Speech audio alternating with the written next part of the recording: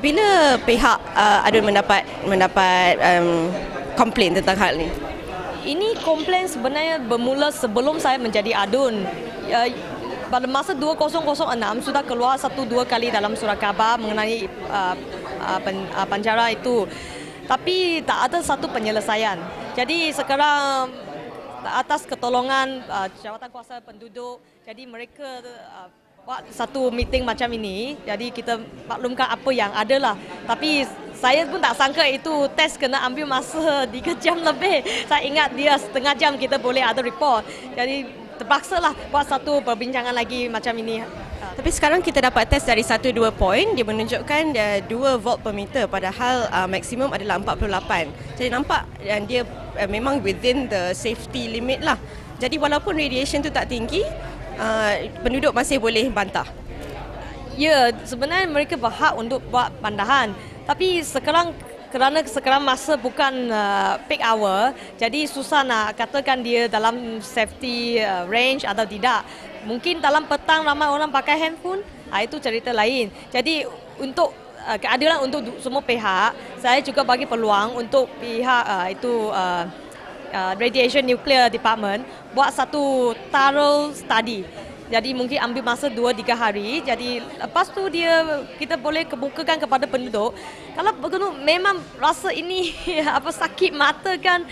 Kalau kita tidak boleh persuade dia, saya pun tak boleh buat apa-apalah sebab mereka mesti faham juga kalau kita buang semua itu telco yang ada, akibatnya lah dia tak ada signal dalam handphone.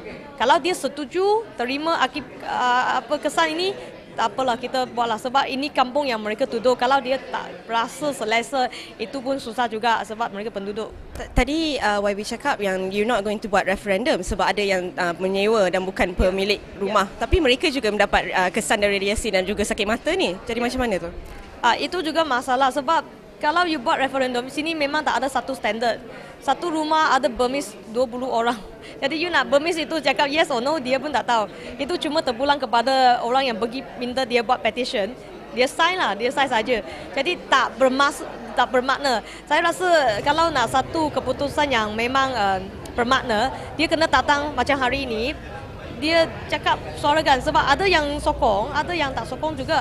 Saya rasa ini konsesi yang lagi penting daripada tanda tangan. Sebab kalau tanda tangan, kalau saya memang nak buat orang setuju, saya boleh minta semua orang. Saya bagi RM5 seorang, semua sign. Ataupun saya nak pandai bagi RM5 semua sign. Jadi itu tidak menunjukkan itu the whole picture lah of the. Tapi Banci tahun 2000 mengatakan ada macam 12,000 penduduk di sini. Tapi hari ini meeting ada tak sampai 100 orang saya rasa. Ya, itu kampung cerdas baru dia ada bukit ABCD. Jadi hari ini bukit C saja. Dan dia juga cuma panggil penduduk yang sekitar ini saja. Tapi ada ramai dia masih bersekolah, ada budak-budak, ada yang sudah keluar pergi kerja. Yang paling banyak sekarang adalah pendatang asing di sini. Jadi 12,000 mungkin termasuk pendatang asing jugalah. Jadi the next meeting mungkin on the weekend supaya ramai lagi orang boleh datang. Ya, dalam 2 minggu ini kita cari satu, kita juga nak tunggu report dulu. Kalau tak ada report, kita buat meeting pun tak guna. Jadi lepas ada report, kita terus masuk ke meeting. Mungkin konsensus tak dapat kot sebab hari ini pun ada perbalahan. Ya, saya faham. Jadi itulah semua pihak dia kena gunakan cara mereka sendiri.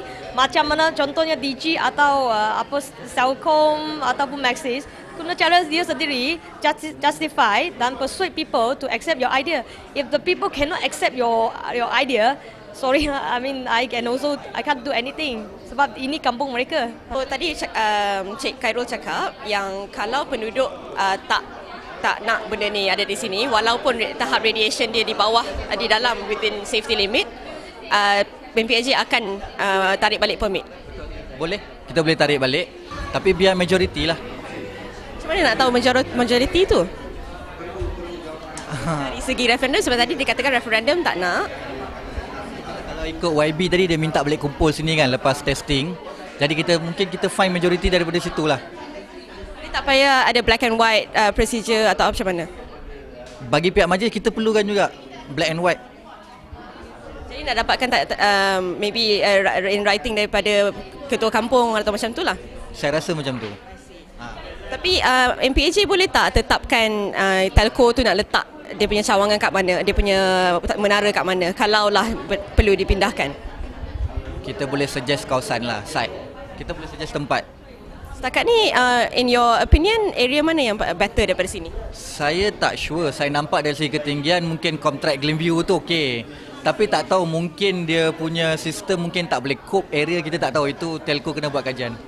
Tapi in your personal opinion, setakat ni from just pandangan kasar lah, nampak tak yang it's an eyesore ke ataupun it's not, macam tak kebiasaan lah letak telco at 2 levels macam ni? Yalah, sebab ini pun special case. Bangunan macam ni pun hanya satu di Ampang Jaya kan. Yang lain semua bangunan tinggi. Jadi kalau faktor eyesore tu bolehlah juga untuk diambil kira. Mungkin penduduk tak suka, sakit mata, fasad tak cantik. Jadi dia boleh jadi satu bentuk bantahan kepada MPAJ mengambil kira benda tu, kita boleh ambil kira. How long does it take kalau lepas dia dah bantah? How long does it take to benda ni nak diturunkan? Okay. Majoriti tak setuju, majlis tak renew, kita akan minta telco buka dalam 2 minggu. Dia tak buka, kita kena buka. Right, thank you very much.